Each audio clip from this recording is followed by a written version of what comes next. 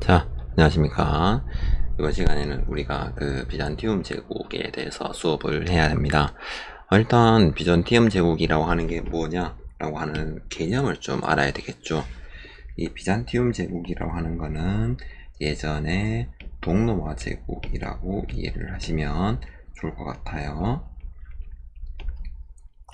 이런 동로마 제국이 번영을 누릴 수 있었던 이유에 대해서 우리가 수업을 할 건데, 일단 기본적으로 번영을 누리다라고 하는 거에서 우리가 추리할 수 있는 거는 비잔티움 제국이 어떤 전성기를 누렸다라고 하는 거를 우리가 볼 수 있습니다. 그죠? 이런 전성기라는 부분을 볼 때 학습 목표 두 가지, 바로 성장 과정과 특징 파악, 이런 걸 우리가 배운다 라고 이해하시면 되겠습니다. 일단 쭉 본문을 보면 우리가 수업도 이제 했겠지만, 일단은 게르만족의 침입을 막아냈다 라고 하는 거를 우리가 배웠던 것 같죠. 그래서 이런 뭐 협상회라든가 여러 부분이 있겠지만 어찌되었든 이런 게르만족의 침입을 막아낼 수 있었다라고 하는 거 알아두시면 좋겠고요. 그 다음에 한 황제의 이름을 꼭 알아두어야 합니다. 바로 유스티니아누스 대제, 요 이름 꼭 알아두시고요. 이 황제 때 굉장한 전성기를 맞았다라고 하는 거, 일단 전성기라고 하는 걸 보니까 이 황제가 뭘 했다? 바로 정복 사업이라는 걸 했다라고 하는 거를 1차적으로 알아두실 필요가 있네요. 그죠? 일단 정복 사업을 했었다 라고 하는 걸 보고, 그 다음에 가장 중요한 게 뭐냐? 바로 법전 편찬이 제일 중요합니다.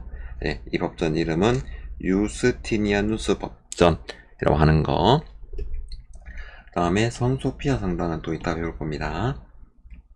특히 이 비잔티움의 제국이라고 하는 게 어떤 특징이 있는가는 세 번째 문단에 나오네요. 바로 황제가 제일 중심이었다라고 하는 거. 그래서 정치, 군사, 종교. 어떻게 보면 우리가 이 정치 체제를 배운 적이 있습니다. 뭐라고 했죠? 네 글자인데. 재정일치의 사회 라는 배웠죠. 물론 여기는 재정일치는 사실 아니에요. 아니지만 황제가 종교적 권한까지 갖고 있다는 뜻은 이 재정일치 사회와 유사하다는 거지요. 그래서 아직까지 재정일치와는 똑같다고 이해하시면 안 돼요. 그래서 여기는 교황이 아니지만 나름대로 성직자 중에 주교가 있습니다. 그래서 황제가 주교를 대체하진 않습니다. 그냥 주교를 이제 뭐 임명을 하거나 또는 이제 권유를 하거나 이런 건 있어요. 그렇지만 황제가 이런 권한이 굉장히 컸기 때문에 이런 이제 그 종교적 권한까지도 갖고 있었다라고 평가를 하는 겁니다. 또한 황제권이 강하다는 뜻은 바로 권력이 이제 옆에 있는 관료 체계도 있다는 뜻이 되겠죠. 그래서 이런 비잔티움 제국이 굉장히 강하다라고 하는 것을 보고요. 우리는 네 번째 문단에 나오는 요거를 꼭 알아야 됩니다. 이름이 성상숭배 논쟁이거든요. 이 성상이라고 하는 게부터 뭐냐라고 하는 게 핵심이 되겠습니다. 그림을 보니까 여기 로마 교황이 지금 뭘 들고 있네요. 그죠? 일단 기본적으로 당시 이제 게르만족들이 글자를 잘 모른다는 것부터 출발을 합니다. 이 로마 교황과 당시 비잔티움 제국 황제가 부딪힌 겁니다. 어떻게 부딪히냐? 바로 이런 내용이죠. 그래서 이런 내용은 수업 때 이미 했으니까 우리가 또 요거 다시 한번 대화를 읽어보면 되고, 어찌되었든 이런 성상숭배 논쟁을 거치면서 교황과 황제가 대립하게 된 그런 사건이 발생을 하죠. 교황은 이제 영적인 권한이고요. 여기 보면 영적 권한의 대장이고, 그 다음에 황제는 이제 세속적인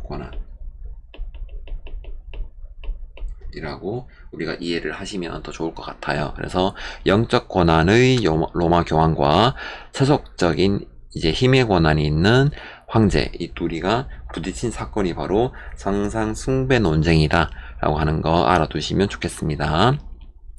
그래서 이런 비잔티움의 황제는 성상숭배를 하지 마라 하는 거. 왜냐하면 성상이라고 하는 게 있으면 황제의 말을 듣지 않잖아요. 그래서 황제는 황제의 말을 들어야 하니까 성상 숭배하지 마라 그러고, 교황은 이제 실제적으로 이제 이 사람들한테 포교를 빨리 해야 자기의 권위가 사니까요. 특히 로마 교황은 이제 이런 걸 계기로 이제 누구의 도움을 받아서 권력을 강화하죠.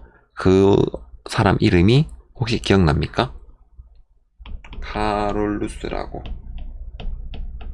특히 카롤루스를 서로마 황제의 관으로 서로마 황제로 임명을 했잖아요.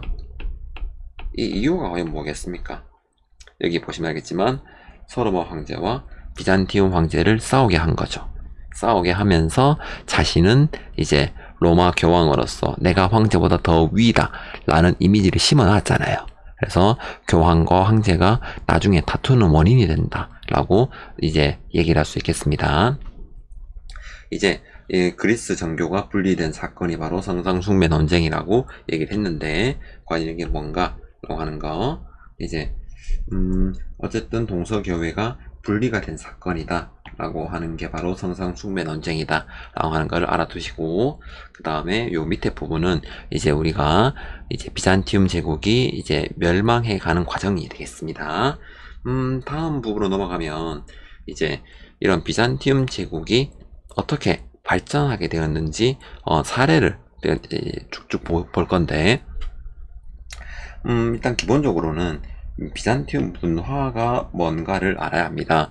이런 비잔티움 문화가 뭔가 바로 로마와 고대 그리스, 헬레니즘, 그리고 그리스 정교. 그러면 여기에서 제일 중요한 거는 뭐겠습니까?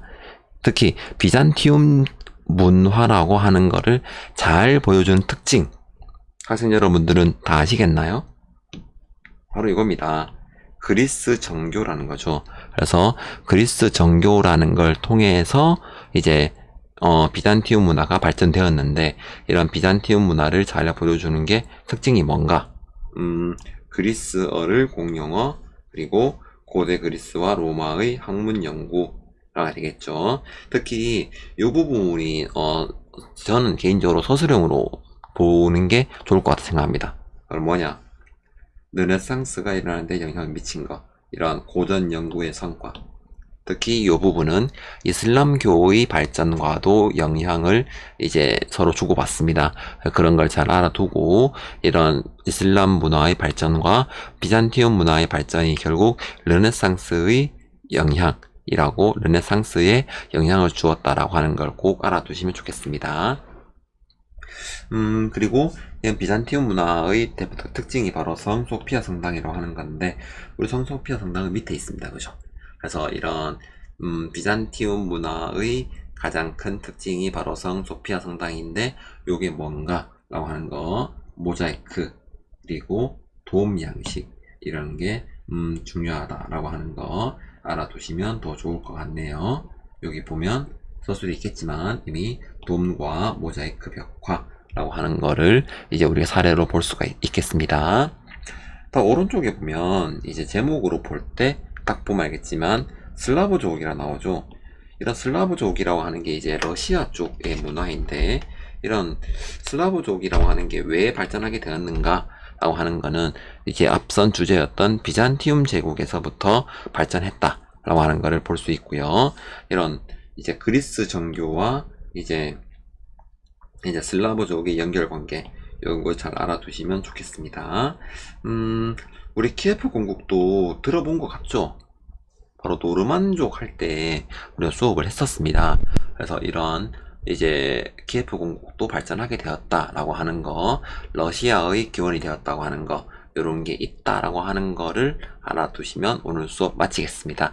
그래서 뭐 바이킹도 있고, 그죠? 그래서 비잔티움 문화와 비잔티움 제국의 전성기, 요 부분을 잘 기억해 두시면 우리가 다음 시간에 배우는 르네상스에 대해서 좀 더 알아볼 수 있겠습니다. 자, 오늘은 여기까지입니다. 학생 여러분 고생 많았습니다. 다음 주에 만나요. 안녕.